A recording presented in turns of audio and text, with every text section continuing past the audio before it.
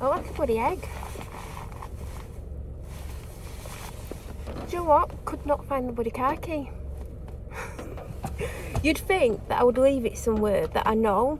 So the first night, I put it, so I'm not going to say where, but I remembered where I'd put it. And today, I thought I'd put it in a similar area, but not quite the same area. Like, it was like a foot away or something. And I was looking and looking, couldn't see it. And then I was looking where I didn't think I'd put it, but in the same vicinity. It's because it's this thin. It's like the size of a credit card, and it's not even a centimetre thick. And I looked in the area that it was, because I did find it eventually 3 times, and I was up and down the bloody stairs. Even though I knew I didn't leave it on a certain floor, I'm not saying what floor I left it on. And then I eventually found it after like 20 odd minutes. So we were getting out an hour later than yesterday anyway, but that's gone 20 minutes further. And then I didn't know where I was going to walk her, and then, because it's raining by the way, I'm always grateful when it rains at the weekends, because it makes my life easier getting in and out the house for obvious reasons. So I was stressed out about going out later. My anxiety's been through the roof. I felt sick all morning.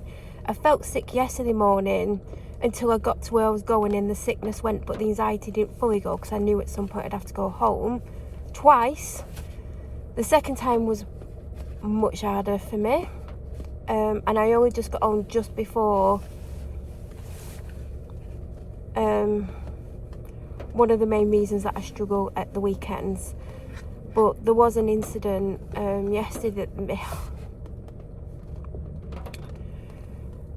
that made me sit in the car for a very long time after the walk, and I didn't want to go home, and that's all I can say, because it's just too upsetting. And then anyway, we'll change the subject. So literally just turned the monitor in the car on standby. It's here, by the way, like in the centre, and it switched my phone off, like from filming again. But it's literally the afternoon. Like yesterday when I left the house, it was just the morning, and then when I got to where I was going, because it is a drive away, I mean this was a drive away, this is like, I don't know how many minutes. I'm going to say less than half an hour, because if I say like, oh, it's 7 minutes away, which it isn't, that's just like example, people might work out where I'm going, and I don't want them to know where I'm going. But I'm somewhere where I've not been so far with the dog since getting this car. I'm going to switch the car off. Watch this go off again. Oh, it didn't. I'm impressed. Which pocket am I going to put the car key in? What was that? Do you know what? I'm driving along, the car's beeping at me. It's going beep, beep, beep. I'm like, why is it beeping at me? What's wrong with it? I'm looking at the display in front of me, but because I'm like trying to look at the road, I wasn't really looking. And then I was trying to get off the street that leads to the main road, and I glanced down, and the seat belt, or did I glance across there? Wherever I glanced, because there's 2 screens, it said that it was flashing the seat belt. I'm like, I've got my seat belt on, so I'm literally like pressing, like pushing it, and it suddenly went off, but it was clicked in, so I don't think it had clicked with the car's computer that it was clicked in, like, but it was stressing me out. I'm like, why are you beeping at me? Like, what have I done? It's not my car. I was a little bit stressed out about it being parked at the side of the house, even though my neighbour has turned the camera so it picks it up in case someone does try and damage it, because obviously it's not my bloody car. Obviously I'm on insurance and everything, but I don't want a brand new car to get damaged. Let me actually do. Let me just sort my hoods out. But I'm nowhere where anyone would ever find me that might want to hurt me. And I didn't even think of coming here, I just didn't know which way to go, and I kept thinking, oh, I'm going to have to go such and such a place. Somewhere, again, that I've not been with the dog since I've got the car, but I can get to on foot if I need to.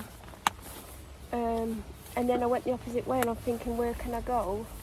Because I don't want to go on grass because it's raining. And I remembered here. Now normally I go in a different way. It's very rare for me to come via this way. Let me put this in my pocket. That's in the jacket under this coat. The khaki I'm talking about. And zip it up.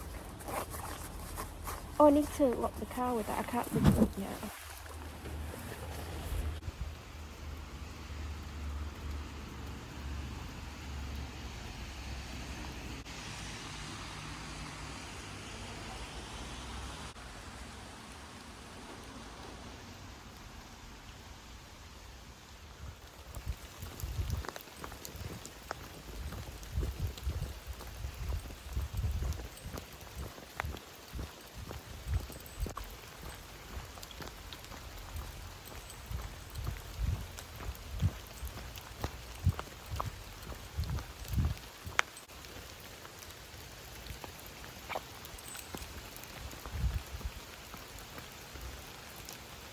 So I'm trying to make my mind up about something, and I was very much like 90% sure I was going to do this.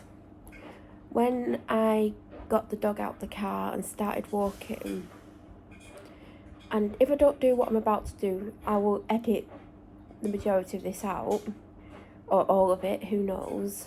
I don't want to talk for ages, because if I'm going to do what I'm going to do, I want to be out the house before 4 o'clock. It's currently 13 minutes past 3, and when I had this initial idea, I wanted to be out the house by 3:30, but it's not likely because I'm soaking wet through, and I will have to do certain things if I decide to, because when I got home and came in, I was like, I don't know if I want to do it. Yes, I've got to go back out again with the dog anyway, but I'm so tired mentally and physically, and I've got a headache. I mean, I don't even want to go into the headache right now because it's related to something that I got upset about in the car, which I stopped myself from talking about because I don't want to talk about it because it's upsetting. But anyway, as I'm like set off walking the dog, and this was like within a minute, like maximum. I don't even know how to even say this. It's not even weird or anything. I thought, because obviously I've got this car, and obviously I could go where I want. Now I don't want to be here particularly, and you know, I'm going to find it harder coming home from the second walk. Yes, there's currently no one around. It's raining. The rain's potentially going to stop, which I'm dreading. But people are out. Like, there's just no one around that I can see. When I came home, there was literally 2 children in the street that live up at the top end of the street. Like, literally no coats on in the rain. I don't know what was going on. I mean, I know when I was a child, A, I wouldn't have been probably playing out in the rain, and B, if I was outside, I'd have a coat on. So anyway, like less than a minute into the walk, I thought, should I go to Manchester, to where I used to live, when I used to live in a club? Like, I didn't actually live in the club, but my house was attached to the club. Now, I lived there for 4 years of my life. And I will say that if you've got children and you're thinking of living in a club or above a pub or whatever, your children grow up very fast because they're in an adult environment, and you can't protect them from what they're going to see or hear or anything that goes on. I mean, some things you probably can do, but it just depends on the circumstances. But your children are going to grow up faster because they're going to be exposed to things that they generally wouldn't be exposed to. And I left there when I was 10, and I've always wanted to go back, and I'm not going to go into all the reasons why I've always wanted to go back. And even though I still lived in Manchester once I left there, like not for a very long time, like we lived in a place called Flowery Fields, not even joking, and then we lived in Duckingfield, and then we went to Stockport briefly, even though we had lived in Stockport before we lived in where we lived in the club in Manchester, and then we came back up to Blackburn, even though obviously I live in Darwin. It's Blackburn with Darwin. I had a very different life living there. Everyone was like envious / jealous of me because of like where I lived, and like they thought it were cool. It's not necessarily cool. You're exposed to a large amount of adult stuff that you wouldn't be, even if like your parents took you to a pub for your Sunday lunch or whatever. It's totally different to your parents letting you go in the evenings when they've got events on, like adult events. Like, it's totally different, and you're surrounded by all sorts of people, and it's very different. Now, about 3 or 4 weeks ago, and like, obviously it comes up every now and then with me about, like, obviously you have childhood memories, you remember things, and every now and then it'll come up where I used to live and things that had gone on or whatever. And I did live in quite an isolated area. Like, it wasn't a street full of houses or anything like that. I don't know if they've built houses on there since. Like, the club's on the main road, and then you turn round onto a street, and then you go past the club, and then there's my house attached to it. I mean, it's not my house, but... And next door used to be like... Well, it was an industrial area, and I think it still is. And then you'd have to, like, cross the road and go down a side street, and then down past another street to get to some houses. But there wasn't really any houses on my street. We were the only house. And anyway, 3 or 4 weeks ago, I thought about it and went on Google Earth, because of course I'm curious. Like, I know no one lives in that house, like, and I don't think anyone's ever lived in that house since we've lived in that house. And I went on, and like, there used to be a petrol station next door, like on the main road. Like, there was our street, and then the next thing along after the club was a petrol station, and that petrol station isn't there anymore by the looks of Google Earth. And like, we had loads of land behind the club, and that land don't exist. Well, some of it does, because they've made it into a car park for what the club now is, and the rest of the space, it's been made into something else. I'm not going to go into it too much. But all that land was like my playground, and there was loads of random stuff on there, which I might talk about in another video one day. And I had a lot of freedom. Like, a lot of freedom, probably way too much freedom. Like, I used to get on my bike and go all the way into centre of Denton, and it's so surreal for me now, looking back and thinking the things that I got up to, like, and that, like, what I could and couldn't do. Like, it's just like wild looking back. And like, the size of the back garden that we had, with all this land after the garden, with all this random stuff everywhere. And I mean the most random stuff ever. And when I went on Google Earth, not only have they bricked up the entrance to the house, because there was this big wall all down the side, like the length of the club and then the length of our house, and our house was like up these stone steps. They've bricked that up with like breeze blocks, and then the front door's been breeze blocked up, the front window's been breeze blocked up. Why is that such a mouthful? And the bedroom windows have got breeze blocks, but on the inside. And it's sad to look at it like that, because it could be still used as a house. They could rent that out. Like, I don't even know who owns all the building and everything. I don't know when they bricked it up. Like, did anyone live there afterwards? After us? Speak. I am curious about that. I'm curious about at what point did they then put a car park? Like, you have to go past our house, and then they've opened up the little side road, and then they've opened up into the land behind the house, well, the garden area, because they've obviously sold off a chunk of the land for something else. And then there's a car park for this thing there, and it's just so weird, because that was my back garden. I have all these questions about it, but it's so surreal to like see the house bricked up the way it's bricked up,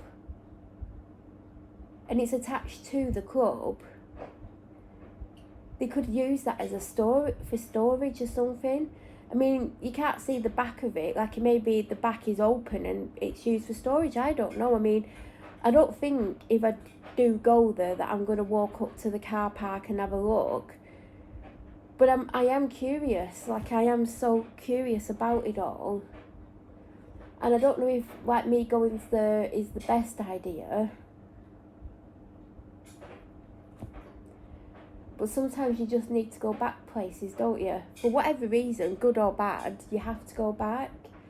And I've got the opportunity to get down there, spend an hour down there and come back, because I want to come back before it goes dark. Or I want to be more up towards this area when it goes dark. I don't necessarily have to be home before it goes dark, because I'm going to struggle to come home.